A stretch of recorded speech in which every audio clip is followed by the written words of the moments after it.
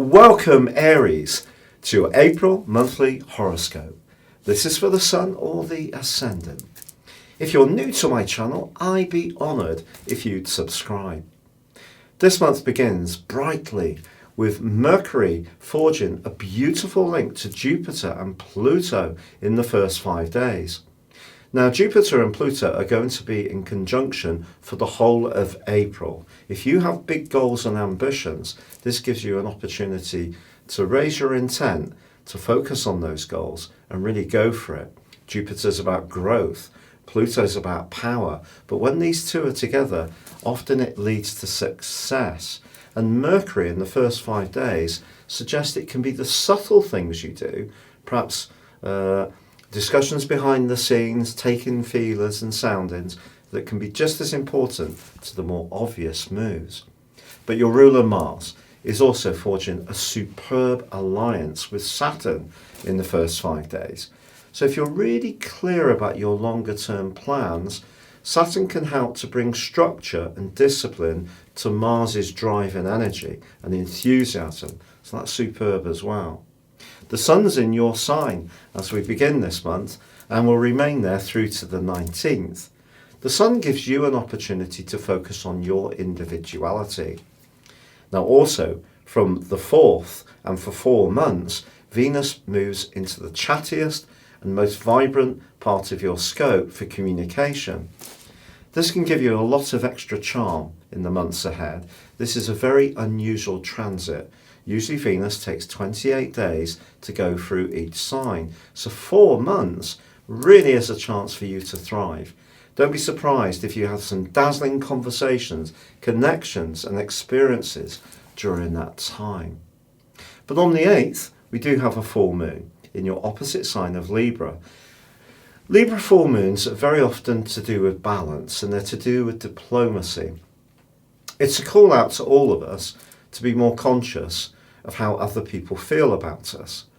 But this full moon is intriguing because a T-square is forged between Jupiter and Pluto and the Sun in your sign and the full moon on the other side of the heavens. So just imagine a T like this. So that's what we're getting. And that can cause some challenges. It's possible that you will encounter someone because you're going forward, surging forwards with confidence.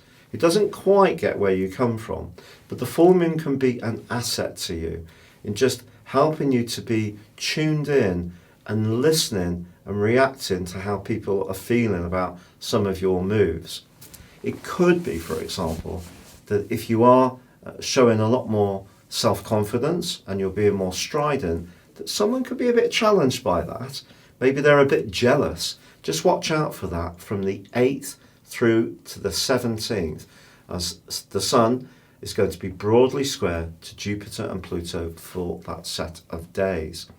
But on the 11th, Mercury arrives in your sign, and some of those vague doubts and nagging thoughts in the back of your mind, which have hung around over the last couple of months, can start to ease away, and that can be something to really celebrate. It's also going to combine with Chiron, the comet, which is very much to do with healing.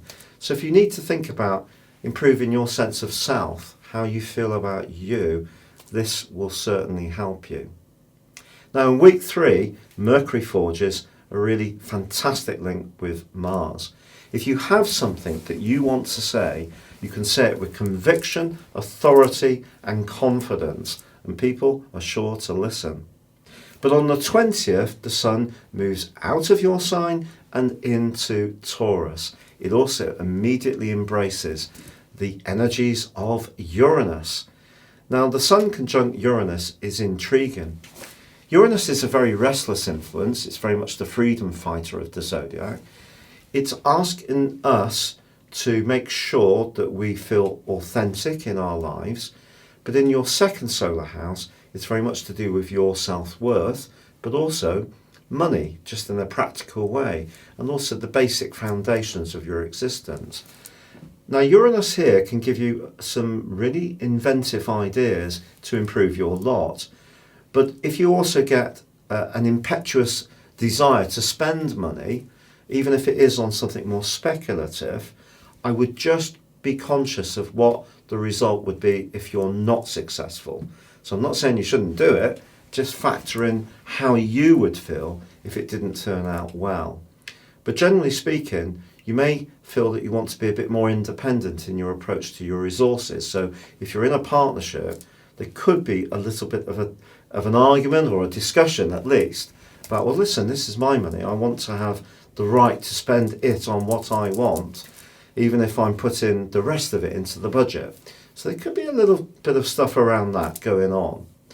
But on the 23rd, the new moon also combines with Uranus. So the following month is going to be a superb time for all of us, of whatever zodiac sign, to think a bit more imaginatively about innovation and being a bit more flexible about our resources.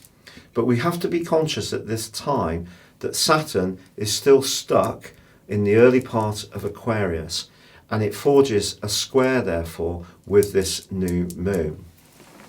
So the desire to be free-spirited about our resources or inventive needs to be factored in with how that will affect our longer-term future, because that's what Saturn's asking you to do, particularly in the sign of Aquarius. Saturn Aquarius energy is also about being truthful. It's about embracing the more noble energies of Aquarius, which is fairness. So you may find that someone is a bit unfair on the back of this new moon, tries to surprise you with a demand, or perhaps you're going to have to stand up for your rights. I think that one's much more likely, to be perfectly honest.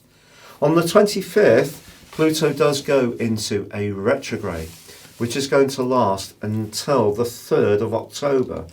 That can slow down some of your global aims and desire to become a big success.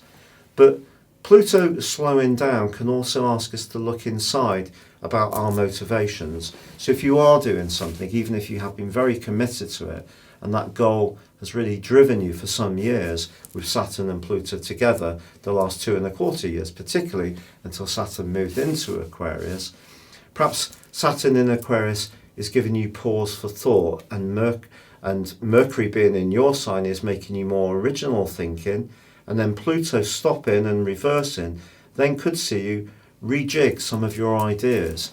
And I think it's going to be by around about the 20th, 17th, 20th of December, when you may get a new idea that's going to update where you had been heading, and that can be very exciting to look forward to. Now on the 28th, Mercury moves out of your sign and into the sign of Taurus, and it too is going to be connecting to Uranus. So I think there's going to be quite a lot of electric energy around your resources towards the end of this month, which, as I say, could make you a bit more impulsive to spend money, a bit more risk-taking, but also have the need to have full control over your independence.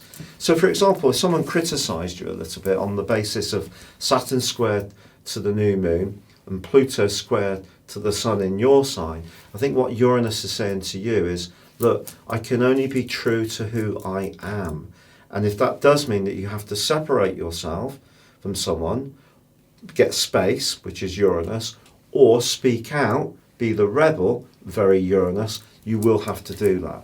But overwhelmingly, this is a month, I think, when you can really make a lot of progress. It's so exciting for you. As ever in life, for all of us, it's about handling the people side of things.